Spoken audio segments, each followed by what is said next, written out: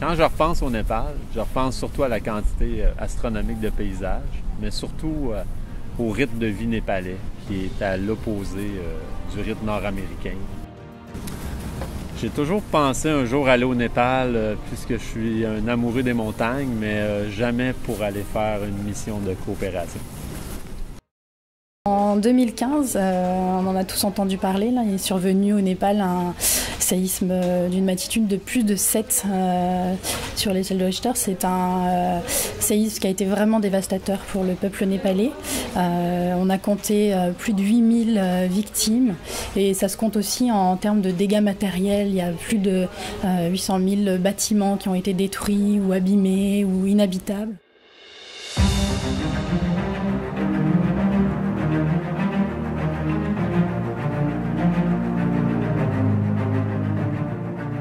Lorsque les caravaniers ont rencontré les architectes de l'urgence et de la coopération au hasard d'un entretien télévisé suite au séisme de 2015, il a paru tout à fait naturel de s'allier pour les aider à se relever et que cette région oubliée et où les liens sont anciens et de confiance allait être fort utile pour mener des projets.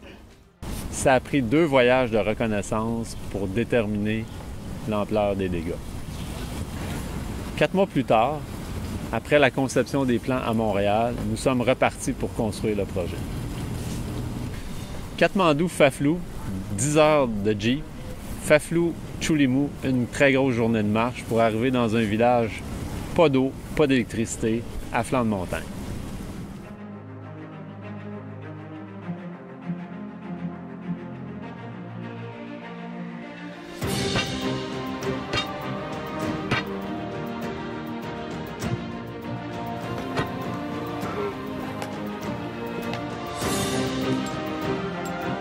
On s'était donné 4 mois, mais la préparation du site a tellement été compliquée.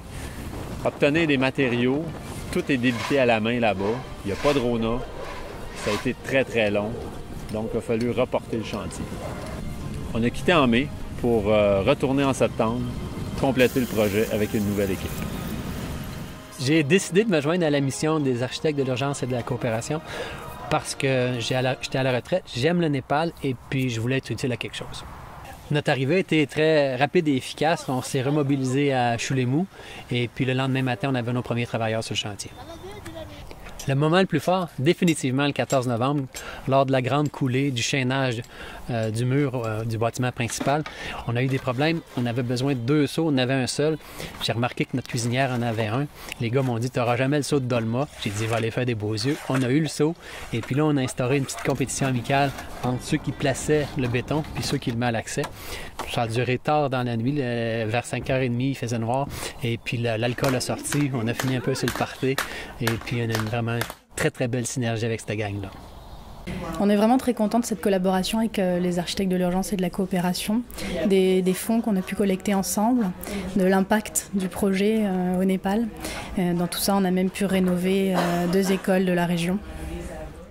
Ce que j'en retire, c'est un grand sentiment de satisfaction d'avoir transmis des connaissances, de voir les travailleurs se reculer, voir la charpente qu'ils avaient installée avec un sentiment de fierté qu'il était propre, et puis plus tard, voir notre beau toit rouge installé, le toit des bâtiments officiels des monastères avec les montagnes derrière.